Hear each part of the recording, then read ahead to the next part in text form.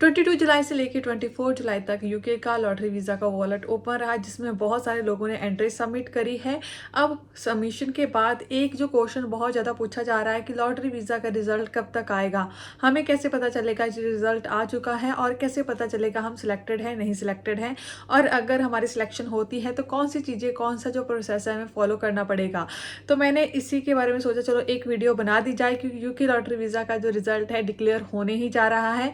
कब डिक्लेयर होगा आज की वीडियो को देख के आपको समझ आ जाएगा। और अगर आप सिलेक्ट हो चुके हैं या आप सिलेक्ट हो जाते हैं तो कौन सी चीज़ें आपको बहुत जल्दी कर लेनी चाहिए, वो भी आज की वीडियो में आपको क्लियर हो जाएगा। Hello guys, welcome once again. स्वागत है आपका एक और नई वीडियो में। होपफुली आप सब बढ़िया होंगे। तो मेरा नाम है गुरप्रीत कौर, आप देख रहे हैं you me and England's life. अगर आप कर रहे हो मेरे चैनल को फर्स्ट टाइम विजिट, तो आप ये चैनल सब्सक्राइब कर सकते हो for more such informative video about UK life, UK visas and current update. Do subscribe, press bell icon, ताकि आने वाली सारी वीडियोज के नोटिफिकेशन भी आपको मिल पाए। डायरेक्टली बढ़ते हैं टॉपिक की तरफ। जैसे मैंने पहले बोला, 22 जुलाई से लेकर 24 जुलाई तक यूके की लॉटरी वीजा का जो वॉलेट था वो ओपन रहा था, जिसे इंडियन यंग प्रोफेशनल स्कीम बोलिए या फिर यूथ मोबिलिटी वीजा भी लोग बोल देते हैं, क्योंकि उसी के अंडर जो है कैटेगरी इंडियंस के लिए रखी गई है, जिसे इंडियन यंग प्रोफेशनल स्कीम बोला जाता है। तो 2025 में 3000 लोगों की सिलेक्शन होनी थी। फरवरी का जो वॉलेट था उसमें ऑलरेडी काफ़ी लोग सिलेक्ट हो चुके थे। अब ऐसा अनुमान लगाया जा रहा है कि प्रॉबेबली 1000 या उससे थोड़ी कम लोगों को सिलेक्ट करेगी यूके 2025 के जुलाई वॉलेट में, जो जस्ट अभी ओपन हुआ था। अब इसके रिजल्ट की वेट काफ़ी लोग कर रहे हैं। नॉर्मली यूके की लॉटरी वीज़ा का जो रिजल्ट है वो आफ्टर 1 वीक जो है डिक्लेयर हो जाता है, 1 से लेकर 2 वीक के बीच में। तो लास्ट ट्यूसडे ये वॉलेट ओपन हुआ था। आज अगेन ट्यूसडे आप ये वीडियो देख रहे होंगे, शायद आज के दिन ये वॉलेट का जो रिजल्ट है आ जाए। अगर आज के दिन नहीं आता तो प्रॉबेबली 3-4 दिन में, या इस वीक के एंड तक या नेक्स्ट वीक के अर्ली स्टार्टिंग में आपको जो रिजल्ट है इसका मिल जाएगा। रिजल्ट अब आपको पता कैसे चलेगा? यूके जो है वो ऑस्ट्रेलिया की तरह ऐसा नहीं है कि ओनली सिलेक्टेड लोगों को ईमेल करता है। यूके प्रॉपरली हर किसी को ईमेल सेंड करता है, जो सिलेक्ट हुए हैं वो भी, जो सिलेक्ट नहीं हुए हैं उनको भी। तो आपको ईमेल आएगी ही आएगी, चाहे आप सिलेक्टेड हैं चाहे आप सिलेक्ट नहीं हुए हैं। ऑब्वियसली अगर आप सिलेक्ट होंगे तो आपको कंग्रेचुलेशन की ईमेल आ जाएगी कि कंग्रेचुलेशंस कि आप लोग सिलेक्ट हो चुके हैं। अगर आप इनके सिलेक्ट नहीं होते तो अनफॉर्चुनेटली इस टाइम आप सिलेक्ट नहीं हुए हैं, ऐसी आपको ईमेल जो है वो आ जाएगी। तो अगर आप ये वीडियो आपका रिजल्ट आने के बाद देख रहे हो, let me know in comment section कि आप सिलेक्टेड हो कि नहीं हो। और अगर आप सिलेक्ट हो चुके हो, फर्स्ट ऑफ ऑल कंग्रेचुलेशन मेरी तरफ से। अब बात करते हैं कि अगर आपकी सिलेक्शन हो जाती है तो कौन सा ऐसा प्रोसीजर है बहुत जल्दी आपको कर लेना चाहिए। तो जब भी यूके की लॉटरी वीज़ा का रिजल्ट आएगा, नॉर्मली जब ये स्टार्ट हुई थी उस टाइम पे 30 डेज का टाइम दिया जा रहा था, पर उसके बाद इस टाइम को 90 डेज कर दिया। अभी रिसेंटली जितनी भी सिलेक्शन होती है, सिलेक्शन होने के बाद आपको 90 डेज का टाइम दिया जाता है। लाइक उस दिन आपको एक डेट आएगी, लेकिन इस दिन से आप सिलेक्ट हो चुके हो, और इस दिन से आने वाले 90 दिन है आपके पास, जिसमें आपने अपने वीज़ा की जो एप्लीकेशन है वो सबमिट करनी है।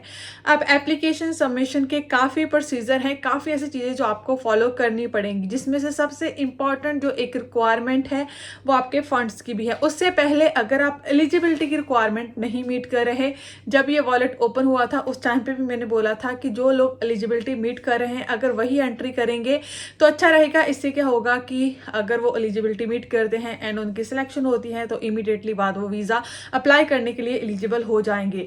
पर अगर आप एलिजिबिलिटी मीट नहीं कर रहे थे, स्टिल आपने अप्लाई कर दिया है, एंड इन केस आप बाय लक आपकी सिलेक्शन भी हो चुकी है, तो अभी आपके पास कोई रास्ता नहीं होगा, क्योंकि बाद में ऐसे काफ़ी कमेंट्स एंड मैसेजेस आते हैं कि मैंने +2 पास करी है या मेरी एज थोड़ी ज़्यादा है, क्या नहीं हो सकता?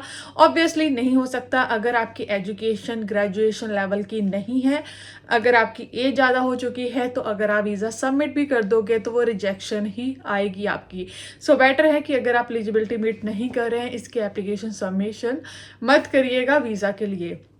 तो बेसिक जो इसकी रिक्वायरमेंट है यही है कि आपने ग्रेजुएशन पास करी होनी चाहिए एजुकेशन के लिए, और आइल्स वगैरह की कोई रिक्वायरमेंट सेट नहीं करी है, एंड आपकी एज जो है वो जो है 30 से कम होनी चाहिए, या मैक्स 30 होनी चाहिए। तो अगर आप ये दोनों एलिजिबिलिटी मेनली मीट कर रहे हो, उसके बाद आपको चाहिए फंड।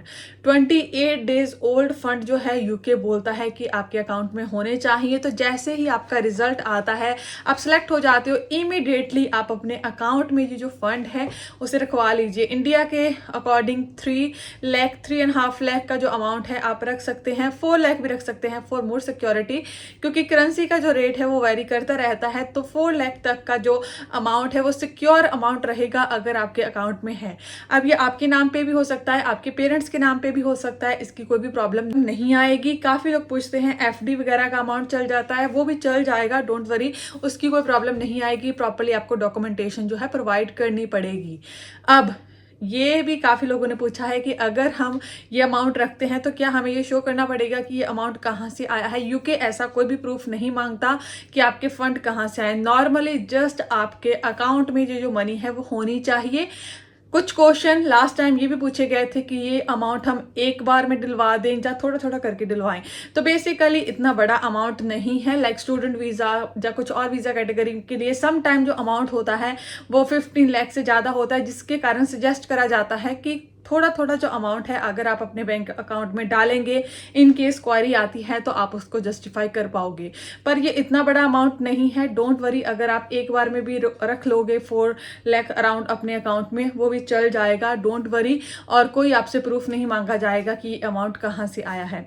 तो जैसे 28 डेज हो जाएंगे उसके बाद आप एलिजिबल हो जाओगे इस वीज़ा कैटेगरी को अप्लाई करने के लिए, क्योंकि तब आपके जो फंड है वो रेडी हो जाएंगे। इसके अलावा पीसीसी पुलिस क्लियरेंस सर्टिफिकेट आपको रिक्वायर्ड होता है जैसे ही आपका रिजल्ट आ जाए। साथ में ही पीसीसी जो है आप अप्लाई कर दीजिए। अब पीसीसी जो है आपके पासपोर्ट ऑफिस से ही अप्लाई होगी।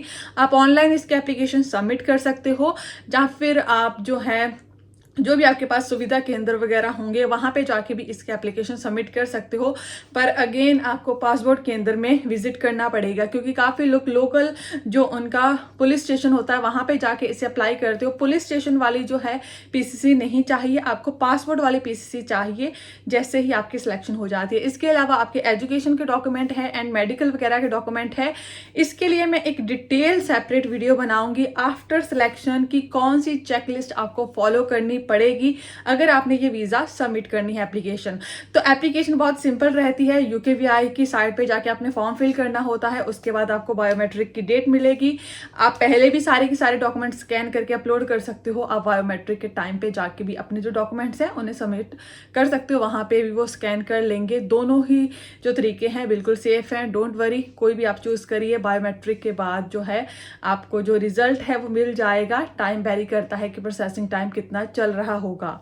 तो गाइज ये पूरा का पूरा प्रोसेस है जो कि आफ्टर सिलेक्शन आपको जो है मीट करना पड़ेगा। अब इसके लिए क्या आपको कोई कंसल्टेंट एक्चुअली में रिक्वायर्ड है? मोस्ट प्रोबेबली नहीं चाहिए। काफ़ी लोग खुद से ही इसके एप्लीकेशन सबमिट कर लेते हैं, क्योंकि सिंपल सा एक फॉर्म ही होता है वीज़ा का जो आपने फिल करना होता है। इसके अलावा आपने अपने डॉक्यूमेंट देने होते हैं। स्टिल अगर आप इसके बारे में श्योर नहीं है तो आप किसी कंसल्टेंट सॉलिसिटर वगैरह की जो हेल्प है ले सकते हैं। पर अगर कोई आपसे बहुत ज़्यादा मनी चार्ज कर रहा है उसका कोई लॉजिक नहीं बनता, क्योंकि आप ऑलरेडी सिलेक्ट हो चुके हैं एंड वो आपके केस में ज़्यादा कुछ नहीं करेंगे एक्सेप्ट एक फॉर्म फिल करने के अलावा।